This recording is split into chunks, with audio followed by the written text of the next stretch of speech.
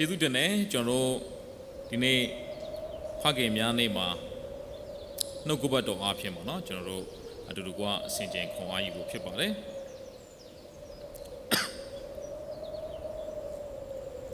ခုနကတသက်ခံတဲ့ဆရာသုံးမမြသွင်ပေါ့နော်ဆရာကြီးဝေတို့တွင်သူ့ရဲ့ဖခင်က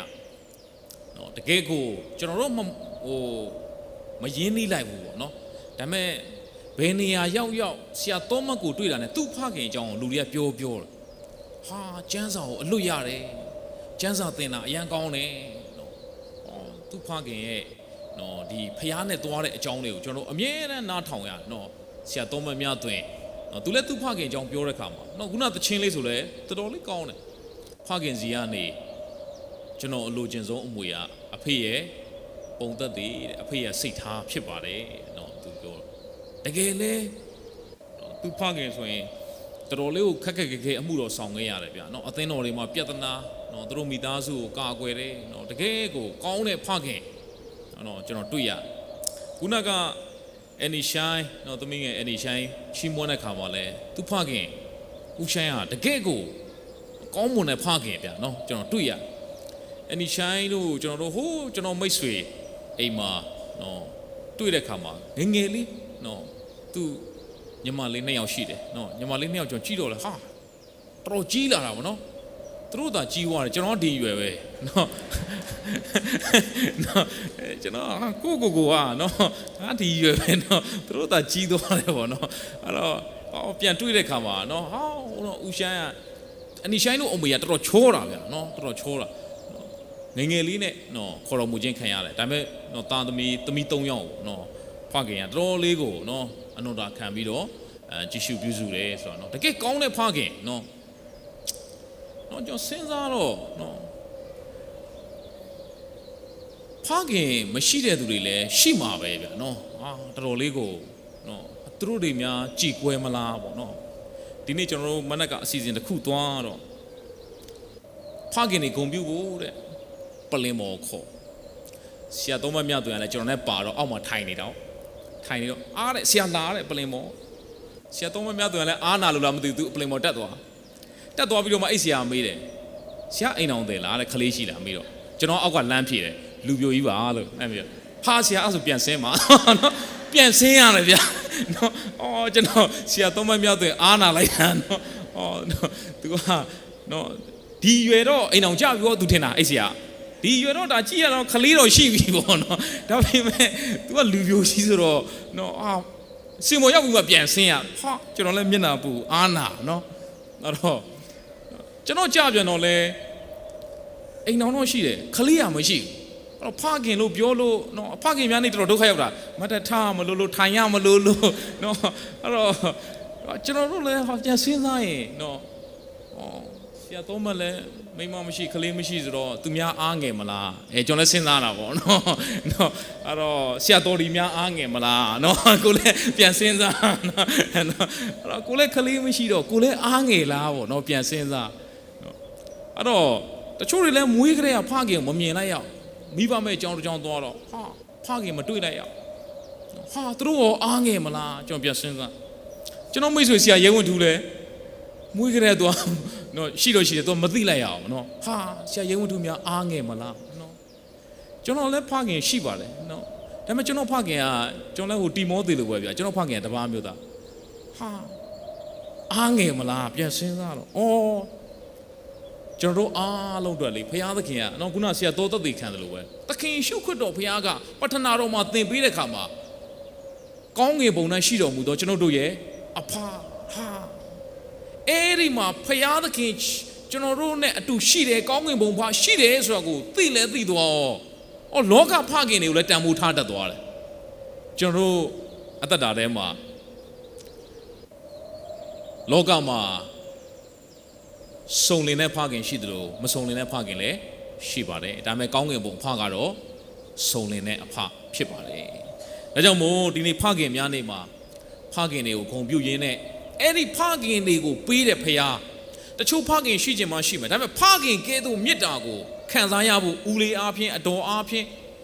နော်ကျွန်တော်တို့ဖခင်ရဲ့မေတ္တာကိုအမေအားဖြင့်စသဖြင့်နီလန်းတစ်မျိုးမျိုးနဲ့ဘုရားသခင်ကခံစားရဖို့ရန်အတွက်ပြင်ဆင်ထားတယ် ကျွန်တော်နားလည်သွားတယ်လူဘဝမှာကွက်လက်တွေရှိတယ်အဲ့ဒီကွက်လက်တိုင်းကိုဖခင်ကသူနေရာယူဖို့ဖြစ်ပါတယ်တချို့မိခင်မရှိတဲ့ကွက်လက်ရှိတယ်တချို့ဖခင်မရှိတဲ့ကွက်လက်ရှိတယ်တချို့မိခင်အောင်ဖခင်အောင်မရှိတဲ့ကွက်လက်ရှိပါတယ်ဘလို့ပဲဖြစ်ပါလေစေအဲ့ဒီကွက်လက်တိုင်းကို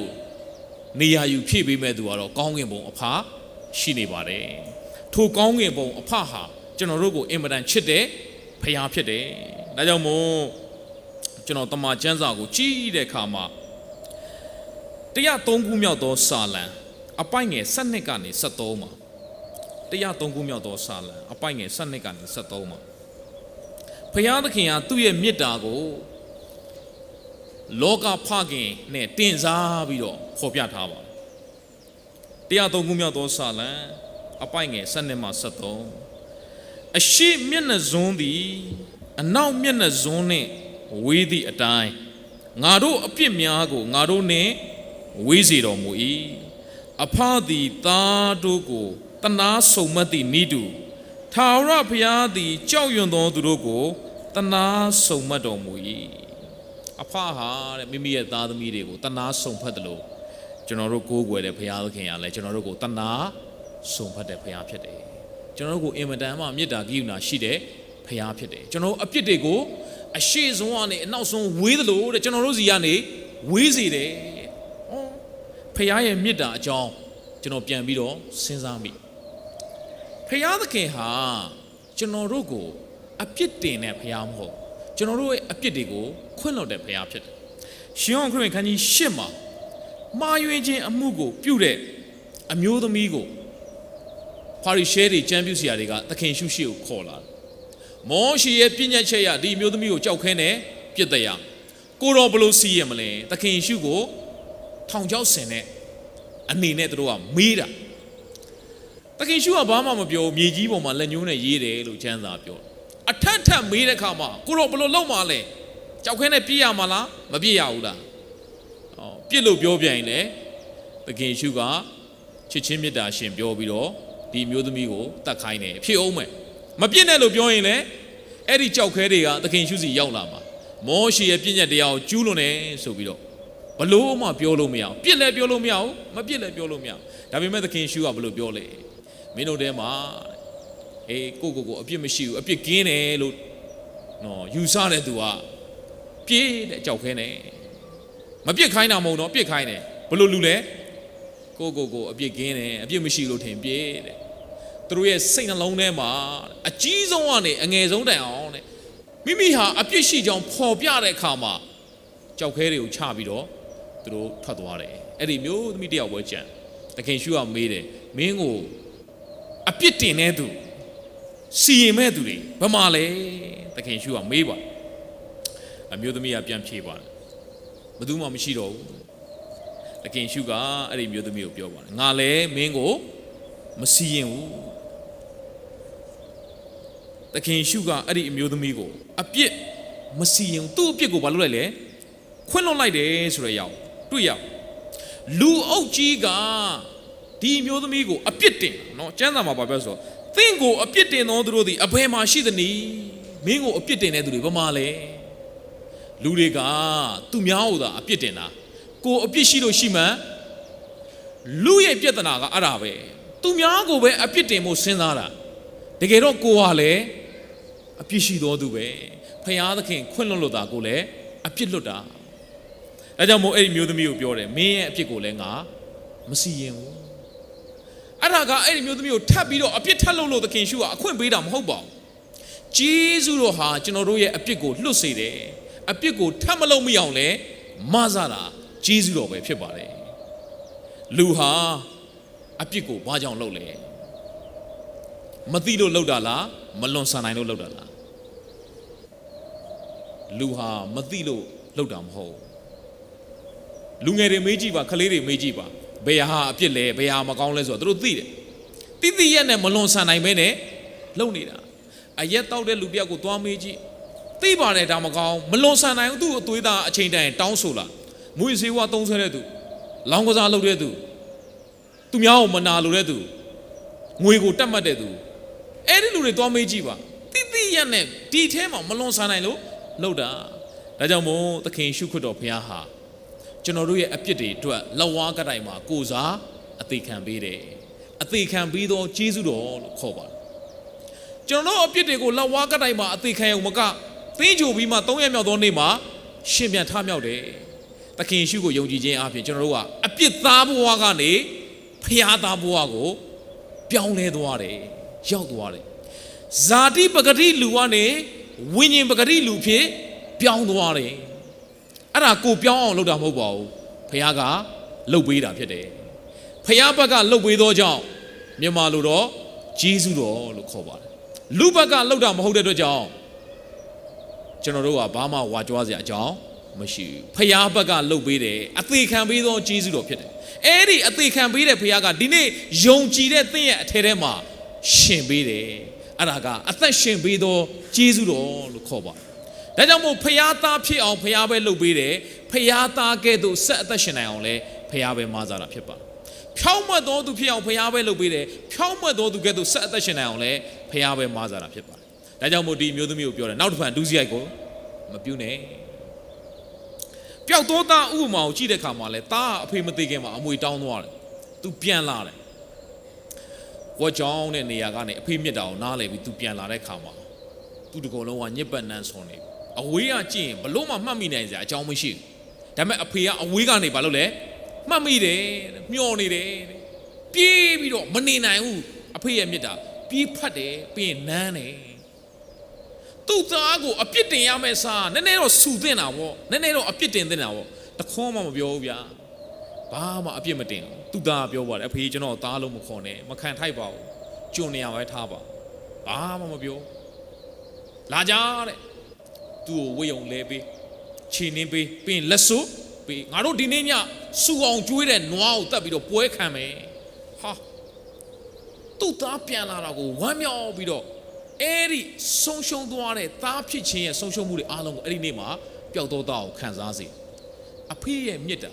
ဒါကြောင့်မို့အဖေဟာအပြစ်တင်တဲ့အဖေမဟုတ်ကျွန်တော်ကြည့်တယ်တလုံးမှအပြစ်မတင်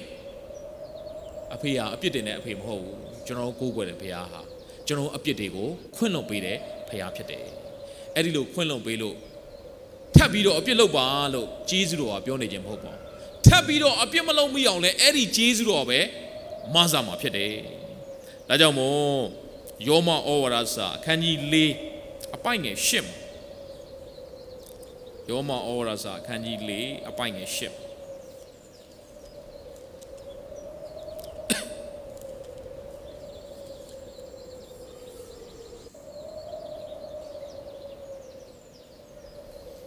ထာဝရဘုရားအပြစ်တင်တော်မူခြင်းနှင့်ကင်းလွတ်သောသူသည်မင်္ဂလာရှိ၏ဟုပြောဆိုသည်ထာဝရဘုရားအပြစ်တင်တော်မူခြင်းနှင့်လွတ်သောသူသည်ဘာရှိလဲမင်္ဂလာရှိတယ်ဘုရားသခင်ရဲ့အပြစ်တင်ခြင်းနဲ့ဘာလုပ်လိုက်လဲကျွန်တော်ကကင်းလွတ်တော်သူဖြစ်တယ်ကျွန်တော်တို့ရဲ့အပြစ်တွေအားလုံးကိုယူပြီးတော့ဘု து ပေါ်မှာတင်လိုက်လေယေရှုပေါ်မှာတင်လိုက်တယ်ထိုသူသည်ငါတို့လွန်ကျူးခြင်းအပြစ်များကြောင့်နာကျင်စွာထိုးခြင်းနှိပ်စက်ခြင်းကိုခံရတယ်ငါတို့၏ငြိမ်သက်ခြင်းချမ်းသာကိုဖြစ်စေသောအဲ့ဒီကျွန်တော်တို့ရဲ့ငြိမ်သက်ခြင်းချမ်းသာကိုဖြစ်စေဖို့တဲ့ကျွန်တော်တို့ရဲ့အပြစ်တွေအားလုံးကိုသူ့ပေါ်မှာမလုပ်လိုက်လေတင်လိုက်တယ်သူခံတဲ့သောတန်ကြက်တော်အပြင်ကျွန်တော်တို့ဒီအနာပြောင်းလျက်ရှိတယ်ခန္ဓာကိုယ်လောက်ကိုပဲပြောတော့မို့နော်အတွင်းထဲမှာလူကအနာဖြစ်နေတာအဲ့ဒါအစိတ်သင့်နေတာကဘာဦးမှာအဲ့ဒီမွေရဲ့အစိတ်သင့်သွားတာအဲ့ဒီအပြစ်ဆိုတဲ့အနာနေဘာလို့သွားလဲလွတ်မြောက်သွားတယ်ဝိညာဉ်ထဲမှာလွတ်ချင်းခွင့်ကိုရတယ်ပြင်ပအခြေအနေမှာဘယ်လိုပဲဖြစ်နေပါစေအတွင်းထဲမှာလွတ်မြောက်သွားရင်တကယ်လွတ်မြောက်သွားတာဖြစ်တယ်အဲကြောင့်မို့ဖခင်သခင်ပေးတဲ့လွတ်မြောက်ခြင်းဟာအတွင်းထဲမှာလွတ်မြောက်သွားတယ်ဖခင်သခင်ပေးတဲ့ဝမ်းမြောက်ခြင်းဟာအတွင်းထဲမှာဝမ်းမြောက်သွားတယ်ဖခင်သခင်ပေးတဲ့ငြိမ်သက်ခြင်းဟာအတွင်းထဲမှာငြိမ်သက်အေးချမ်းနေတယ်လူတွေဘယ်အချိန်မှာဝမ်းမြောက်တတ်လဲဘယ်အချိန်မှာဝမ်းမြောက်လဲအမှကျွန်တော်မေးတော့ဆရာတဲ့လူကျင်တာရတဲ့အချိန်ဝမ်းမြောက်တယ်။ဩလူကျင်တာရတဲ့အချိန်ဝမ်းမြောက်တယ်နော်။အဲ့တော့လူကျင်တာမရရင်မဝမ်းမြောက်တော့။ကဲဒါဆိုရင်လူကျင်တာအားလုံးပေးမယ်။အကောင်းစားအိမ်မှာနေရမယ်။ဘယ်နဲ့မှပတ်စံရှိမယ်မိခင်တက်တက်မှာပတ်စံရှိမယ်လက်ဝတ်ရတနာတွေရှိမယ်ဖနက်တွေလည်းအများရှိမယ်အင်ကြီးတွေလည်းအများရှိမယ်ရေမွေးတွေမိတ်ကတ်တွေကိုလူကျင်တာတွေအားလုံးထားမစားစရာလည်းရှိမယ်ဗျာ။ကဲအားလုံးပြည့်စုံနေပြီ။ ဝမ်းမြောက်မလားအေးအားလုံးပြည့်စုံနေပြီမဲ့ရည်စားနဲ့ကွဲပြီဆိုရင်ဒီထဲမှာအစင်မပြေရင်ဘာပဲပြည့်စုံမဝမ်းမြောက်နိုင်ကိုချစ်ရတဲ့သူတယောက်ခေါ်တော်မူခြင်းခံရရင်အားလုံးရှိနေရင်အထဲထဲမှာအစင်မပြေရင်ဒါကြောင့်မို့လူဟာအစင်ပြေရင်ဝမ်းမြောက်တယ်အစင်မပြေရင်ဝမ်းမမြောက်ဘာအစင်ပြေရင်လဲအတွင်းထဲမှာအစင်ပြေရင်အတွင်းထဲမှာအစင်ပြေလေအပြင်ဘက်မှာအစင်မပြေလေရတယ်သူကဝမ်းမြောက်နေဒါကြောင့်ဖျားပေးတဲ့ဝမ်းမြောက်ခြင်းကအတွင်းထဲမှာလို့ပြောတာဖျားပေးတဲ့ကျမ်းမာခြင်းအတွင်းထဲမှာကျမ်းမာနေလေပြင်ပခန္ဓာကိုယ်မှာဘာပဲဖြစ်နေအဲ့ဒီຢာကကျွန်တော်အနိုင်လို့မရတော့အတွင်းထဲမှာလွတ်မြောက်နေရင်ပေါလုနဲ့သီလတို့ထောင်ထဲရောက်နေပြီမဲ့သူတို့ကျေးဇူးတော်ချီးမွမ်းနိုင်တယ်ဒါကြောင့်အတွင်းထဲမှာငြိမ်သက်နေရင်ပြင်ပအခြေအနေဘယ်လိုပဲလှုပ်ရှားနေပါစေသင်ရတာအဲ့ဒီငြိမ်သက်ခြင်းနဲ့ဖြတ်သန်းနိုင်တာဖြစ်ပါတယ်ဒါကြောင့်မို့ဖျားသခင်က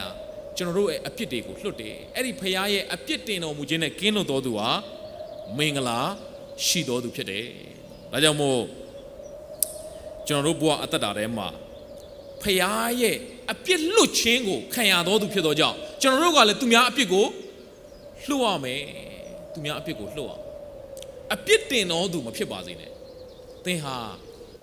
အပြစ်ကိုဖော်ပြလို့တော့ရတယ်ယုံကြည်သူဟာသူများရဲ့အပြစ်ကိုမလုပ်လို့ရလဲဖော်ပြလို့ရတယ်ဒါတော့မကောင်းဘူးနော်အဲ့ဒီလိုဖော်ပြတဲ့ခါမှာလဲမေတ္တာနဲ့သူ့ကိုကောင်းစေခြင်းလို့ဖြစ်ရဒါကြောင့်မို့အပြစ်တင်တော်သူမဖြစ်ပါစေနဲ့အပြစ်ကိုဖော်ပြပြီးတော့မေတ္တာနဲ့ဖယားသခင်စီထံကိုလူတွေကိုဆွဲခေါ်တတ်တော်သူများဖြစ်ပါစေ။ဘာကြောင့်လဲကျွန်တော်တို့ကိုးကွယ်တဲ့ဖယားကျွန်တော်တို့ကိုအပြစ်တင်တဲ့ဖယားမဟုတ်ဒါကြောင့်မို့ကျွန်တော်တို့ကလည်းအပြစ်တင်တော်သူမဖြစ်ပါစေနဲ့။ကိုရီးယားဇာတ်ကားလေးကြည့်တော့အဲ့ဒီဇာတ်ကားလေးတော့သဘောကျတယ်ဗျာ။ तू ကပညာပေးဇာတ်ကားလေးတော်အဲ့လိုဇာတ်ကားစီးရီးအတွဲတွေတိတ်မကြည့်ဘူးဗျာ။နော်။ရုံနဲ့အဲ့ဒီမှာဖုန်းမှာကြည့်တော့ဟာမဆိုးဘူးကျွန်တော်အဲ့ဒါလေးပြန်ကြည့်တော့ तू ကចောင်းသားတွေကိုပညာပေးတာចောင်းသားတွေဆရာသမားတွေကိုနော်မူဂျိုတွေမှာမိဘတွေနဲ့ပေါင်းပြီးတော့အမဖူးမှုတ်ထားတယ်မထိရဲဘူးတခုဆိုတိုင်မှာ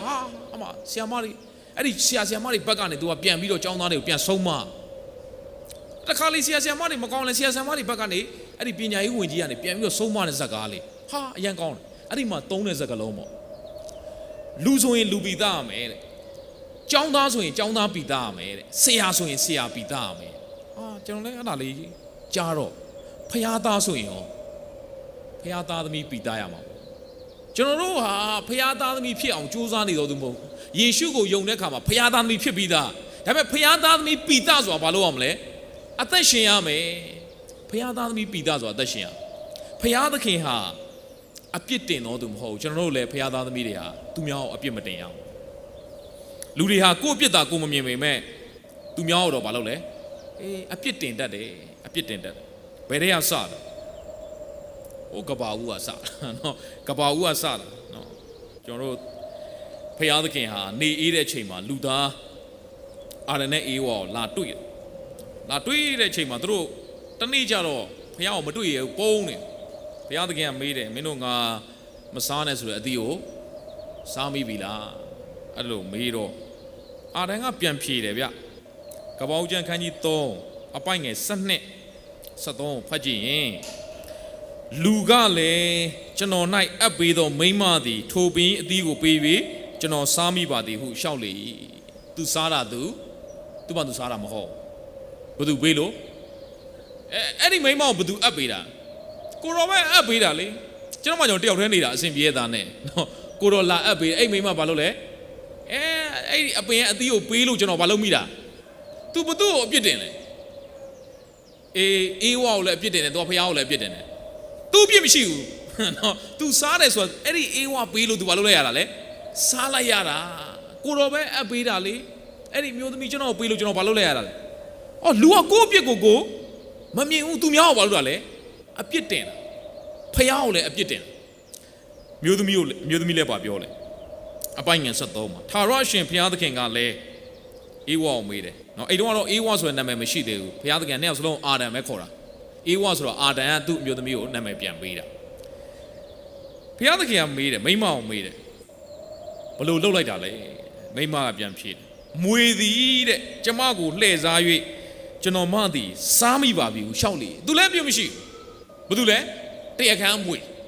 နော်အဲ့ဒီမွေရလာပြီးတော့လှည့်စားတာနော်အဲ့ဒီမွေဆိုမှကျွန်တော်ကဆရာဘုတ်နော်အခုတိတ်နေမကောင်းကျွန်တော်လည်းဆုတောင်းပေးတယ်နော် HG ကဆရာဘုတ်ပြောတဲ့အကြောင်းလေးကြားဘူးတယ် Sunday School မှာလည်းခလေးတွေကို Sunday School တင်တော့အာဒန်ရဲ့အေဝရဲ့တတ်တာရဲ့မဟုတ်ဘူးเนาะအာဒန်ရဲ့အေဝရဲ့မွေရဲ့ဇလန်းကိုပြောတော့ခလေးကဘာခွန်အားရလဲသလားအာဒန်လည်းမဖြစ်ချင်ဘူးအေဝလည်းမဖြစ်ချင်ဘူးမွေပဲဖြစ်ချင်တာသူကเนาะအဲ့ဒါမှဆရာဘုတ်အိတ်နေတဲ့နေရာမှာသူကလာတာမွေလို့အသီးစားမလားเนาะသူ့ရဲ့ဟီးရိုကမွေသူကမွေဖြစ်ချင်ကျွန်တော် Sunday School တင်တဲ့ခါမှာလည်းသတိထားရတယ်เนาะတခါလေခလေးတွေကလေသူတို့အထင်ကြီးတာတခြားရာဖြစ်သွားအောင်เนาะဒီမှာမိမလည်းသူ့ပြစ်သူဝင်မခံဘူးဗျဘာသူကြောင့်လဲမွေကြောင့်ဒါကြောင့်မို့လူဟာလေကိုယ့်အပြစ်ကိုမမြင်ဘူးဒါကြောင့်မို့ကျမ်းစာဖတ်မှကိုမြင်တာလူကအများသောအပြင်ဘာပဲမြင်တာလဲသူများအပြစ်ပဲမြင်တာဟိုလူမကောင်းတလောကလုံးမကောင်းငါပဲကောင်းတယ်အဲ့ဒီလိုလုပ်တာတလောကလုံးမကောင်းငါပဲကောင်းတယ်နော်လူကကိုယ့်အပြစ်ကိုမမြင်တော့နောင်တမရအောင်ဖျားစီပြန်မလဲလောက်တယောက်မျိုးသမီးတယောက်ဘုရားသခင်ဟာတဲ့ဒီချိန်မှာသူ့ကိုဆုံးမတယ်တစ်ချိန်ကျရင် तू ကတကယ်ကိုဘုရားရဲ့ချီးမြှောက်ခြင်းခံရမယ်तू လှုပ်လူတွေဒုက္ခရောက်တာမနေဘူးဒါပေမဲ့ तू ကဘာလဲतू ဘုရားသခင်ဆုံးမကိုယ့်အပြစ်ကြတော့ကိုမမြင်ဘူး तू များ तू ဒုက္ခရောက်နေတာတော့မှဘုရားသခင်ကဘာလုပ်လဲချီးမြှောက်ဖို့တခါလေကျရင်ကျွန်တော်တို့ရဲ့ဘဝအသက်တာထဲမှာကိုယ့်အပြစ်ကိုနောင်နာရဖို့ကိုယ့်အပြစ်ကိုမြင်ဖို့အင်မတန်အရေးကြီးပါဒါကြောင့်မို့ကဘာဦးကစပြီးလူတွေဟာအပြစ်တင်တတ်တယ်အဲ့ဒီအပြစ်ဝင်လာတဲ့ခါမှာအပြစ်တင်တတ်တယ်အဲ့ထဲမှာတင်းနေချင်းတော့မပါဘူးအင်မတန်ရေးကြီးပါတယ်တမန်ကျမ်းစာထဲမှာတောလေယာကျမ်းခန်းကြီး7တစ်ကနေနှစ်မှာမောရှေသည်တဲ့ကုရှအမျိုးသားမိန်းမနဲ့ဆုံဖတ်ပြီးဖြစ်၍တဲ့ထိုမိန်းမကြောင့်မိရိအန်နဲ့အာယုန်သည်မောရှေကိုအပြစ်တင်လျက်အကယ်၍ထာဝရဘုရားသည်မောရှေအားဖြင့်သာဗျာဒိတ်ပေးတော်မူသလောငါတို့အားဖြင့်ပေးတော်မမူသလောဟုဆိုကြ၏ထိုစကားကိုထာဝရဘုရားကြားတော်မူ၏မိရိအန်နဲ့အာရုန်ကမောရှေကိုအပြစ်တင်တကယ်တော့ညီကိုမောင်နှမတွေပါမောင်နှမ3ယောက်မိရိအန်အကြီးပေါ့အဲ့တော့မောရှေကိုပဲဘုရားစကားပြောတာငါတို့လည်းဘုရားစကားပြောပါတယ်အဲ့ဒီဓမ္မဟောင်းခေတ်အချိန်ကာလမှာမတူပါဘူးဘုရားသခင်ကမောရှေကိုရွေးထားတာသူများထက်ထူးခြားတယ်တချို့တွေကိုအိမ်မက်နဲ့စကားပြောမယ်ယူပိုင်ုံနဲ့စကားပြောမောရှေကြောင့်ဘုရားကိုယ်တိုင်ဆင်းလာပြီးတော့ဘာလို့လဲစကားပြောတာဒါပေမဲ့အာယုန်နဲ့မိရိအန်ကမောရှေဟာကုရှအမျိုးသမီးတွေနဲ့ယူတဲ့အခါမှာသူတို့ကအပြစ်တင်တယ်အဲ့ဒီလိုအပြစ်တင်လိုက်လို့ဘာဖြစ်သွားလဲဘုရားသခင်ကစိတ်ဆိုးတယ်ငါကြုံမောရှေလောက်နူးညံ့တာငါကြုံမောရှေပဲရှိတယ်ငါကြုံမောရှေကိုငါဖွင့်ပြတာဘယ်လူတူးတယောက်ကိုမှအဲ့ဒီလိုငါမဖွင့်ပြဘူး။ तू ဟာငါကိုမျက်နှာချင်းဆိုင်တွေ့ရတဲ့ကဲ့သို့ငါစကားပြောတာဖြစ်တယ်။အဲ့ဒီကမှာအာယုန်နဲ့မိရိအန်ဖခင်ကစိတ်ဆိုးတဲ့အခါမှာမိရိအန်နှူသွားတယ်။မိရိအန်နှူသွား။အာယုန်ကချက်ချင်းကြောက်ပြီးတော့ဘုရားသခင်ကျွန်တော်မှားပါပြီ။မောရှေကိုအပြစ်တင်မိတာမှားပါတယ်။အဲ့ဒီကမှာတောင်းပန်တဲ့အခါမှာအာယုန်တော့ဘာမှဘေးမသိ။မိရိအန်ကတော့နှူသွားပြီးတော့တဲ့သူတို့လူတွေနေတဲ့နေရာမှာမနေရဘဲနဲ့တက်ရဲ့အပြင်မှာ9ရက်နူနာဆွဲခြင်းခံရတယ်။တမန်ကျမ်းစာမှာအဲ့ဒီအကြောင်းကိုသိတော့ကြည့်တော့မောရှေကိုအပြစ်တင်လိုက်တာနဲ့ဖခင်လက်မခံအောင်တော့မိရိယန်ချက်ချင်းပါလို့တော့လေနှူသွားတယ်။သင်ခန်းစာယူဖို့ဖြစ်ပါတယ်။သူများကိုအပြစ်တင်ခြင်းဟာကိုယ်တိုင်ဘေးဒုက္ခရောက်စေတယ်။ဒါကြောင့်မို့ဖခင်သခင်ဟာအပြစ်တင်တာကိုမကြိုက်တဲ့ဖခင်ဖြစ်တယ်ဆိုတာကိုကျွန်တော်တွေ့ရအပြစ်တင်တာဘာလို့လဲဘာလို့ရဲ့တဘာဝလဲဗျာဒိတ်ကျမ်းခန်းကြီး7အပိုင်ငယ်30မှာဗျာဒိတ်ကျမ်းခန်းကြီး7အပိုင်ငယ်30မှာကောင်းကင်ဘုံ၌ကြီးသောအတန်ကယခုမှကယ်တင်ခြင်းဖြစ်၏တကိုးတော်လည်းဖြစ်၏ငါတို့ဖခင်သခင်၏နိုင်ငံတော်နှင့်သူ၏ခရစ်တော်၏အာနာတော်ဇက်လည်းဖြစ်၏အကြောင်းမူကားငါတို့ညီကိုများကိုငါတို့ဘုရားသခင်ရှေ့တော်၌နိညာမပြတ်အပြစ်တင်သောရန်သူကိုအောက်သို့ချလေပြီငါတို့ညီကိုများ နော်ညီကိုလို့ကျမ်းစာထဲမှာပြောလိုက်ရင်အဲ့ဒါယုံကြည်သူတွေကိုပြောတာဖြစ်ပါတယ်ယုံကြည်သူတွေကိုတဲ့အပြစ်တင်နေတဲ့သူရန်သူရှိတယ်စာတမဏတ်ဖြစ်ပါတယ်ဘလို့အပြစ်တင်လဲနေညမပြတ်နေညမပြတ်အပြစ်တင်နေတာဟာဟိုမှာယုံကြည်သူတယောက်လှုပ်ပြန်ပြီဟာဟိုတယောက်ချမ်းသာမဖောက်ဟိုတယောက်စုမတောင်းဟာဟိုတယောက်ပေါက်ကရလှုပ်ပြန်ပြီစာတန်ကဘာလုပ်နေရလဲဖခင်သားသမီးတွေကိုရောသားသမီးတွေကြည့်ပါဦးအပြစ်တင်တာဒါပေမဲ့ဖခင်သခင်တခွန်းနဲ့ခြေပလို့ရပါတယ်အေးအဲ့ဒီအပြစ်တွေအားလုံးကိုယေရှုခရစ်တော်ဘုရားလက်ဝါးကတိုင်းကိုဘာလို့သွားပြီလဲယူသွားပြီဟာအဲ့ဒီဂျေဇုတော်ကကျွန်တော်တို့ကိုလွတ်စေတာဟာအဲ့ဒီအပြစ်တင်တိုင်းသာကျွန်တော်တို့လေလိုက်ဆက်ကမယ်ဖြည့်ရှင်းရမယ်ဆိုရင်တော့သွားပြီဒီနေ့တနေ့တာကျွန်တော်တို့အပြစ်ဘယ်လောက်လုပ်ပြီးသွားပြီလဲဒေါသဘဏ္ဍခါထွက်ပြီးသွားပြီလေစိတ်ဘဏ္ဍခါဆိုးပြီးသွားပြီလေသူများကိုမနာလို့ဘဏ္ဍခါဖြစ်ပြီးသွားပြီလေလောကအရာတွေဘယ်နှခုတက်မှတ်ပြီးသွားပြီလေဟာဒီနေ့တနေ့တာရှင်းရမယ်ဆိုရင်တော့ရှင်းနိုင်မှာမဟုတ်နေ့တိုင်းဆိုတော့ပို့ဆိုးပြီဒါဖခင်ကအပြစ်မတင်ဘူးဘယ်သူကအပြစ်တင်တာလဲစာတန်ကအပြစ်တင်တာယောဘဝတ္ထုမှာစာတန်ကလေဖခင်သခင်ရှေ့ကိုရောက်လာပြီးတော့အေးမင်းဘယ်ကနေလာလဲမြေကြီးမှာလှဲ့လေပြီးတော့ကျွန်တော်မရောက်တဲ့နေရာမရှိဘူးဘုရားသခင်ကပြောတယ်မင်းငါးကျွန်ယောဘကိုတွေ့လားတိတ်ဖြောင်းမှတ်တယ်နော်စုံလင်တဲ့သူဖြစ်တယ်အာကိုတော်ကလည်းယောဘဖြောင်းမှတ်တယ်ဆိုတာဖြောင်းမှတ်မှာပေါ့ကိုတော်ပဲသူ့ကိုကောင်းကြီးပေးထားတာဟိုတလောက်စားစရာတွေပေးမှတော့တလောက်စီးပွားလက်လာပါတွေတိုးပွားမှတော့သူကိုးကွယ်တော့မှာပေါ့အဲ့ဒါတွေဖယ်ကြည့်ပါလားအကျိုးမရဘဲနဲ့ဖခင်ကိုကိုးကွယ်နေပါမလားအကျိုးရလို့ဖခင်ကိုဘာလုပ်နေတာလဲကိုးကွယ်နေတာကျွန်တော်တွေးခဲ့ပြီးသွားပြီခရိယန်တွေအားလုံးဖခင်ကိုကိုးကွယ်တာ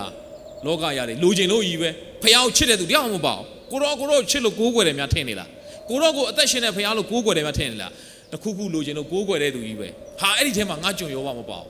မင်းမယုံရင်သူ့ရဲ့စီးစိမ်တွေဖယ်ရှားကြည့်လိုက်သူ့အသက်ကိုတော့မထိနဲ့အကုန်ဖယ်ရှားပလိုက်တယ်သားသမီး10ယောက်တရက်တည်းသေသွားတာဒါပေမဲ့ယောဘဖခင်ကိုနှုတ်နေတော့မပြစ်မအောင်နောက်တစ်ခေါက်လာပြန်အောင်စာတန်ကဘုရားသခင်ကပြောတယ်ယောဘဝတ္ထုခန်းကြီး2အပိုင်ငယ်3မှာယောဘဝတ္ထုခန်းကြီး2အပိုင်ငယ်3မှာထာဝရဘုရားကလည်းငါကျွန်ယောဘကိုစင်ကြင်မိပြီလို့မင်းအခုတော့သဘောပေါက်ပြီမလားငါကျွန်ယောဘအသိဖြောင်းမှတ်တာမြေကြီးပေါ်မှာသူနဲ့တူသောသူတယောက်များမရှိမင်းပြောတာအားလုံးအတူတူပဲဆိုဘယ်တူမလဲအဲ့ဒီယောဘဟာအကျိုးရနေလို့ပတ်စံတွေငွေတွေရနေလို့ငါ့ကိုကိုးကွယ်တာမဟုတ်ဘူးငါဘက်ကမေတ္တာနဲ့ငါသူ့ကိုကောင်းကြီးပေးတာ तू ကငါ့ကိုချစ်လို့ကိုးကွယ်နေတာမှန်တော့ဘုရားလို့တစ္ဆာနဲ့ကိုးကွယ်နေတာအခုဆင်းရဲသွားပြီယောဘကြီးအခု तू သားသမီးတွေမရှိတော့ငါ့ကိုဘာလုပ်နေစေကိုးကွယ်နေစေပဲတဲ့စုံလင်ဖြောက်မှတ်ပေ၏တဲ့ဘုရားသခင်ကိုကြောက်ရွံ့သောသူမကောင်းသောအကျင့်ကိုရှောင်သောသူဖြစ်၏အကြောင်းမရှိပဲဒီစကားလုံးပြောတယ်ဗလားကြီးပေါ့မင်းကဘာအကြောင်းမှမရှိပဲနဲ့သူ့ကိုပျက်စီးစေခြင်းကသင်သည်ငါ့ကိုဘာလုပ်လဲတိုက်တွန်းတော်လေသူသည်ဖြောင့်မတ်သောသဘောကိုဆွဲလန်းလျက်နေသည်ဟုစာတန်အားမိန်တော်မူ၏စာတန်ကအကြောင်းမရှိအကြောင်းရှာပဲကျွန်တော်တို့ဘာလုပ်တာလဲအပြစ်တင်တာမင်းကအကြောင်းမရှိပဲနဲ့ငါ့ကိုတိုက်တွန်းလို့သာငါအခွင့်ပေးလိုက်ရတာတကယ်တော့ယောဘကြီးကဘာလုပ်လဲဖြောင့်မတ်တယ်ဒါကြောင့်မို့စာရမဏတ်ကယောဘကိုအပြစ်တင်တယ်လို့ဘုရားသခင်ရှေ့မှာကျွန်တော်တို့ကိုလည်းမလုပ်နေရလဲနေညာမပြတ်အပြစ်တင်နေတာသင်ဟာသူများကိုအပြစ်တင်ရင်စာတန်ရဲ့ဘတ်တော်သားဖြစ်သွားလိမ့်မယ်ကျွန်တော်တို့ဟာအပြစ်တင်တော်သူမဖြစ်စေနဲ့အပြစ်ကိုခွင့်လွှတ်တော်သူဖြစ်ပါစေဒါကြောင့်မို့ရှင်မဿဲခရစ်ဝင်ခန်းကြီး9အပိုင်ငယ်1မှာသခင်ရှုကပြောပါတယ်ကိုယ်တိုင်နဲ့စစ်ကြောစီရင်ခြင်းနဲ့ကင်းလွတ်ဖို့ရန်အတွက်တဲ့ဘသူကိုမှသွားပြီးတော့တဲ့စစ်ကြောမစီရင်လိုက်ပါနဲ့အပြစ်တင်မဆွဆွဲလိုက်ပါနဲ့ရှင်မဿဲခရစ်ဝင်ခန်းကြီး9အပိုင်ငယ်1မှာသင်တို့သည်စစ်ကြောဆုံးဖြတ်ခြင်းနဲ့ကင်းလွတ်ရမည်အကြောင်းသူတစ်ပါး၏အမှု၌စစ်ကြောဆုံးဖြတ်ခြင်းကိုမပြုကြနဲ့သူများကိုသွားပြီးတော့အပြစ်တင်ဆွဆွဲပြီးတော့မစီရင်လိုက်နဲ့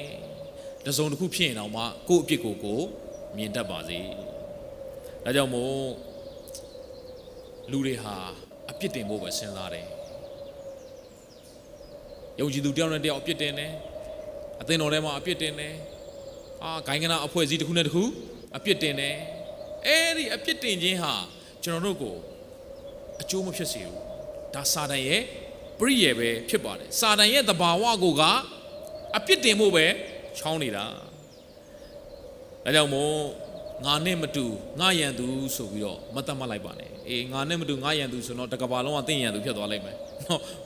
ကျွန်တော်တူတဲ့သူတရားမှမရှိဘူးနော်နောက်ဆုံးကိုတောင်မှလူကစိတ်တိုင်းမကြကိုတောင်ကိုရန်သူပြန်ဖြစ်မှာပဲနော်ဒါကြောင့်မို့လူတိုင်းကအကြိုက်တယောက်တစ်မျိုးပဲငါနဲ့မတူငါရန်သူမလုပ်ပါနဲ့နော်ကျွန်တော်တို့ဟာဖရာသခင်ရဲ့ချစ်ချင်းမြတ်တာနဲ့ဖရာရဲ့ခွင့်လွှတ်ခြင်းနဲ့ဖရာသားပိသားဆိုအသက်ရှင်ဖို့အရေးကြီးပါတယ်တချို့ဟာငါတို့အဖွဲ့အစည်းနဲ့မတူရင်အဲ့ဒါကတော့ကျွန်တော်မေးတယ်ဗျဆရာတဲ့ဘယ်ဆရာတွေကမိစ္ဆာဆရာလဲတဲ့ဘယ်ဆရာတွေကအယူလွဲလဲဟာကျွန်တော်အဲ့မေးခွန်းနဲ့တိတ်မဖြေခြင်းနော်ကျွန်တော်ပြောပါတယ်ဟိုဆရာဒီဆရာဆိုတာထက်ကိုစင်ကြယ်မှာလူတွေဟာသူများကိုအပြစ်တင်ဖို့သူများကိုစီရင်ဖို့အာသီသပို့ပြင်းပြအဲ့ဒါဇာတိရဲ့သဘောဖြစ်ပါကိုမြင်မှုကြတော့ခဲရင်နေအဲ့တော့ဘယ်ဆရာမှားယွင်းလဲဆိုတာထက်ကိုမမှားယွင်းဖို့ကနံပါတ်1အရေးကြီးတယ်ကိုမလွဲဖို့ကနံပါတ်1ကိုတမာတရားတိုင်းရက်တီကိုကနံပါတ်1အရေးကြီးတယ်ကိုဟာဂိုင်းကနာအဖွဲ့အစည်းတစ်ခုအောက်မှာရှိနေတခြားအဖွဲ့အစည်းတွေအားလုံးမှားယွင်းတဲ့အဖွဲ့အစည်းလို့ခံယူလိုက်ရင်အဲ့ဒါကိုစမှားပြီတချို့ဆရာတွေရှိတယ်ကိုခံယူတဲ့ကိုရောက်နေတဲ့အဖွဲ့အစည်းကပဲအမှန်တခြားဆရာအားလုံးတချို့ဆိုနာမည်နဲ့မှတက်ပြောတာတခြားဆရာအားလုံးကအမှားကြီးပဲဟာဝမ်းနေစရာသိကောင်းပါလေစာတန်ပြောတာပေါ့အပြစ်တင်ရင်စာတန်ကဟာငါနဲ့တူသွားပြီဒါကြောင့်မို့ယုံကြည်သူဟာအပြစ်ကိုဖော်ပြလို့တော့ရတယ်နော်အပြစ်တင်ဖို့တော့မဟုတ်အပြစ်ကိုဖော်ပြတဲ့ခါမှာလဲတစုံတစ်ယောက်သောသူသည်မှားယွင်းတဲ့အပြစ်ကိုဖော်ပြပြီးတော့သူ့ကိုမေတ္တာနဲ့ဖျားစီပြန်လှည့်လာဖို့ပဲအပြစ်ကိုဖော်ပြတာတော့မှမေတ္တာနဲ့ဖြစ်ရမယ်ဒါကြောင့်မို့ငါတို့အဖွဲ့ကလွဲရင်ကျန်တာအားလုံးအယူလွဲဆိုရင်တော့ကျွန်တော်တစ်ဖွဲ့နဲ့တစ်ဖွဲ့အပြစ်တင်နေမှာတော့ဘလို့ဖျားနိုင်ငံတော့ကျေပြန့်တော့မလဲမှားယွင်းတဲ့ဩဝါဒကိုပဲကျွန်တော်တို့ကသတိထားပြီးတော့မှန်ကန်တဲ့တမန်တရားကိုသင်ပေးဖို့ပဲဖြစ်ပါတယ်ဘသူမားတယ်ဆိုတာလူပုဂ္ဂိုလ်ဆိုတာထက်လူပုဂ္ဂိုလ်တယောက်ဟောတဲ့မှားယွင်းတဲ့ဩဝါဒကိုပဲကျွန်တော်တို့ကကြည်တတ်ဖို့အရေးကြီးပါတယ်တခါတည်းကျွန်တော်မြန်မာမှာပုဂ္ဂိုလ်ခင်မှာတရားမင်နဲ့အဆွဲအားဆွဲတယ်တကယ်တော့ပုဂ္ဂိုလ်ထက်တမန်တရားကပို့ပြီးတော့အရေးကြီးတယ်ဘယ်သူတူတယောက်ကိုမှတမန်ကျမ်းစာကိုလွန်၍မယိုသေးဘူးဘုရားသခင်ကနှုတ်ကပတ်တော်ဟာဖော်ပြထားပါတယ်တချို့ဆိုရင်မိမိအသင်းတော်မှာနှိမ့်ချင်းမခံရင်ကယ်တင်ခြင်းမရဘူးလို့ပြောတဲ့အထိတောင်ရှိလာတယ်မိမိတို့ဂိုင်းကနာကမှအမှန်ဆိုရင်တခြားဂိုင်းကနာလည်းပါပြောမလဲအေးငါတို့ကပဲအမှန်ဟိုကလည်းအမှန်ဆိုတော့အေးပြီးပါလေရောအဲ့ဒါမှကျွန်တော်တို့ဘုရားနိုင်ငံတော်ဟာကျေပြတ်မှာမဟုတ်ဘူးဒါကြောင့်မို့အပြစ်တင်ဆွဆွဲတတ်တော်သူမဖြစ်ပါစေနဲ့သူတို့ဘာရဲ့မှားယွင်းမှုအပြစ်ကိုမေတ္တာနဲ့ဖော်ပြပြီးတော့တိဆောက်ပေးတတ်တော်သူဖြစ်ပါစေတမန်ကျမ်းစာကဘာပြောလဲဆိုမေတ္တာဟာတဲ့တိဆောက်တတ်တယ်မေတ္တာရှိလာတဲ့အခါမှာသူများအကျိုးကိုဖျက်ဆီးဖို့သူများကိုရှုံချဖို့သူများကိုအပြစ်တင်မလုပ်တော့တကယ်လို့မှားယွင်းနေရင်တော့မှမှန်ကန်တဲ့တမန်တရားဒါပါဆိုပြီးတော့မေတ္တာနဲ့ချပြတတ်ပါတယ်ဒါကြောင့်မို့ချစ်တော်ညီကောင်ရောက်စီတိုင်းကျွန်တော်တို့ကိုးကွယ်တဲ့ဖခင်ကောင်းကင်ဘုံအဖကကျွန်တော်တို့ကိုအပြစ်တင်တဲ့ဖခင်မဟုတ်မာယွန်းတဲ့အမျိုးသမီးကိုအပြစ်ခွင့်လွှတ်တဲ့ဖခင်အာရန်နဲ့အေဝါမားသွားတဲ့ခါမှာလည်းအပြစ်ခွင့်လွှတ်တဲ့ဖခင်ဖြစ်တယ်ဖခင်ရဲ့မေတ္တာကိုကျွန်တော်ခံစားရရင်သူများကိုအပြစ်တင်မှုစဉ်းစားမိတိုင်းမှာဖခင်ငါ့ကိုခွင့်လွှတ်ထားတယ်ဆိုတာကိုပြန်သတိရပါငါလည်းအပြစ်နဲ့မကင်ဘူးငါလည်းမစုံလင်ဘူးဒါကြောင့်မို့မှားယွင်းတဲ့သူရှိရင်တော့မှသူ့ကိုမေတ္တာနဲ့ဖခင်စီပြန်လှည့်လာဖို့တိဆောက်ပေးပါနောက်ဆုံးတမန်ကျမ်းစာအားဖြင့်ဤကုန်းချုပ်ပါမယ်အေဖတ်ဩဝါဒစာခန်းကြီး4အပိုင်းငယ်29မှ32အေဖတ်ဩဝါဒစာခန်းကြီး4အပိုင်းငယ်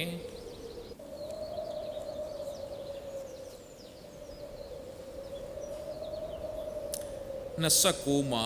32အေဖတ်ဩဝါဒစာအခန်းကြီး4အပိုင်းငယ်29မှ32ညဉ့်ညူးသောစကား တခွန်းကိုများတဲ့နော်ကျမ်းစာပြောတခွန်းတော်မှာတဲ့သင်တို့နှုတ်ထဲကမထွက်စေနဲ့ကြားနာသောသူတို့၏အကျိုးကိုပြုစုစေခြင်းကတီဆောက်เสียဖို့ကောင်းသောစကားကိုသာသုံးဆောင်ကြလောဒါကြောင့်မို့ဒီနေ့ကစပြီးတော့အပြစ်တင်တဲ့စကားမသုံးပါနဲ့ဟိုလူကိုအပြစ်တင်ဒီလူကိုအပြစ်တင်အဲ့ဒါဟိုလူကြောင့်ဒီလူကြောင့်အဲ့တလောကလုံးမှားတယ်ငါပဲမှန်တယ်အားသွားပြီနော်အဲ့ဒီလိုအပြစ်တင်သောသူမဖြစ်ပါစေနဲ့တီဆောက်เสียစကားကိုသင်လုံသားတွေကသင်ရဲ့နှုတ်ထဲကနေသုံးဆောင်ပါလို့တမန်ကျမ်းစာကဖော်ပြတယ်အပိုင်ငယ်30ကိုကြည့်ရအောင်ရွေးနှုတ်ခြင်းနေ့ရက်တိုင်အဲ့ဒါချီဆောင်ခြင်းနေ့ရက်ရွေးနှုတ်ခြင်းနေ့ရက်ဆိုတာချီဆောင်ခြင်း rapture ကိုပြောတာဖြစ်ပါတယ်သင်တို့ကိုတစိ့ခတ်တော်မူသောအထဲထဲမှာကိန်းဝတ်နေတဲ့ဖရာသခင်ရဲ့တန်ရှင်းသောဝိညာဉ်တော်ကိုစိတ်မနာစေနဲ့ကျွန်တော်တို့နှုတ်ကနေအပြစ်တင်တဲ့စကားတွေထွက်တဲ့အခါမှာဖရာကစိတ်နာပြီးတော့အထဲထဲမှာရှိနေပါလိမ့်မယ်အပိုင်းငယ်31မှာခတ်သိမ်းသောစိတ်တူခြင်းစိတ်ဆိုးခြင်းအမျက်ထွက်ခြင်းအော်ဟစ်ငေါ့ငေါ်ခြင်းသူ့အတ္တိပြတ်အောင်ပြောဆိုခြင်းတို့ကို၎င်းခတ်သိမ်းသောမနာလိုခြင်းကို၎င်းသင်တို့မှပယ်ရှားလောကျွန်တော်တို့ရဲ့အသက်တာတွေကနေအဲဒီဇာတိသဘောတွေကိုဖယ်ရှားလိုက်ပါအပိုင်ငယ်32မှာအချင်းချင်းယေရှုပြုပါတနာဆုံမှတ်ပါအရေးကြီးပါကျွန်တော်တို့ကိုးကွယ်တဲ့ဖခင်ကတနာဆုံမှတ်တဲ့ဖခင်ဖြစ်တယ်အဖသည်သားတို့ကိုတနာဆုံမှတ်တယ်လို့ကောင်းကင်ဘုံအဖကလည်းတနာဆုံမှတ်တယ်ဒါကြောင့်မို့ကျွန်တော်တို့ဖခင်သားသမီးတွေကလည်းဖခင်သားသမီးပိတစွာအချင်းချင်းယေရှုပြုတတ်ပါစေအချင်းချင်းသူတို့ဘာကိုတနာဆုံမှတ်တတ်ပါစေဖခင်သခင်သည်ခရစ်တော်ကြောင့်လဝါကတိုင်မှာအသေးခံပေးတဲ့ခရစ်တော်ကြောင့်သင်တို့အပြစ်ကိုလွတ်တော်မူကဲ့သို့အချင်းချင်းအပြစ်လွတ်ခြင်းရှိကြလောတစုံတစ်ယောက်ကိုအပြစ်တင်တော့မယ်အချင်းနေတစ်ရက်ကိုအပြစ်တင်တော့မယ်ဆိုရင်ကိုပြန်စဉ်းစားပါငါတို့ဒီလေခရစ်တော်ကြောင့်ဖခင်ကငါတို့အပြစ်ကိုလွတ်တဲ့ကဲ့သို့အချင်းချင်းအပြစ်လွတ်တတ်ပါစေတစုံတစ်ယောက်မှားယွင်းမှုတစ်ခုကိုကျူးလွန်ခဲ့ရင်တော့ဒါကြောင့်မို့ယုံကြည်သူဟာအပြစ်မတင်အောင်အပြစ်ကိုဖော်ပြလို့တော့ရတယ်မှားယွင်းမှုကိုတော့မလုပ်ပါဖော်ပြပါအဲ့ဒီလိုဖော်ပြတဲ့အခါမှာလဲမေတ္တာနဲ့အခြားသောသူကိုတိဆောက်ပြီးတော့သူ့ကိုဖခင်သခင်စီပြန်လှည့်ဖို့ရန်အတွက်မေတ္တာနဲ့ဆွဲခေါ်တိဆောက်တတ်တော်သူများဖြစ်ပါစေဒါကြောင့်မို့ချစ်တော်ညီမအောင်စီတိုင်းကျွန်တော်တို့ဒီနေ့ဖခင်များနေ့မှာအဖသည်သားကိုစုံမတ်တယ်လို့ဖခင်သခင်ကကျွန်တော်ကိုအပြစ်ခွင့်လွတ်တဲ့ဖခင်ဖြစ်ပါတယ်သင်ဖခင်ရဲ့ခွင့်လွတ်ခြင်းကိုဒီနေ့အမှန်တကယ်ခံစားရပြီလားဖခင်သခင်ရဲ့ခွင့်လွတ်ခြင်းကိုခံစားရရင်သူများကိုလည်းခွင့်လွတ်တတ်မှာဖြစ်တယ်ဖခင်ရဲ့မေတ္တာကိုခံစားရရင်အဲ့ဒီဖခင်ရဲ့မေတ္တာနဲ့သင်အသက်ရှင်တတ်မှာဖြစ်ပါတယ်ဒါကြောင့်မို့ဖခင်သားသမီးဖြစ်ဖို့ရန်အတွက်ဖြောင့်မတ်တော်သူဖြစ်ဖို့ရန်အတွက်ဖခင်ကလှုပ်ပေးပြီးသွားပြီဖခင်သားသမီးပိသစွာဆက်အသက်ရှင်နိုင်ဖို့ရန်အတွက်လည်းဂျေဇုတော်ကလှုပ်ပေးတယ်လဝါကတိုင်းမှာအသေးခံပေးသောဂျေဇုတော်သည်သင်ကိုဖခင်သားသမီးဖြစ်စေတယ်ဖြောင့်မတ်တော်သူဖြစ်စေတယ်အသေးခံပေးသောဂျေဇုတော်ဖြစ်ပါတယ်အဲ့ဒီဖခင်သားသမီးဖြစ်သွားတဲ့သင်နဲ့ကျွန်တော်ကိုဖခင်သားသမီးပိသစွာဆက်အသက်ရှင်နိုင်ဖို့ရန်အတွက်လည်းအထဲထဲမှာတန်ရှင်းသောဝိညာဉ်တော်ကအသက်ရှင်ပေးပါတယ်အဲ့ဒါကတော့အသက်ရှင်ပေးသောဂျေဇုတော်ဖြစ်ပါတယ်တန်ရှင်းသောဝိညာဉ်တော်ရဲ့မဆာခြင်းအပြင်မိမိအပြစ်ကိုခွင့်လွတ်တဲ့ဖခင်ရဲ့ခွင့်လွတ်ခြင်းကိုခံစားရတယ်လို့သူတို့ဘာကိုအချိန်ဒီတိုင်းကိုအပြစ်တင်ညဉ့်ညူးသောစကားကိုပြောဆိုပြီးတော့အပြစ်တင်သောသူမဖြစ်စေဘဲနဲ့ဒီနေ့ဖခင်ရဲ့ခွင့်လွတ်ခြင်းနဲ့ချစ်ချင်းမေတ္တာနဲ့အများရဲ့အကျိုးကိုတိဆောက်ပြီးတော့အသက်ရှင်တတ်သောသူများဖြစ်စေဖို့ဝေငှပါတယ်အားလုံးပေါ်မှာဖခင်ရှင်ကောင်းကြီးပေးပါစေအာမင်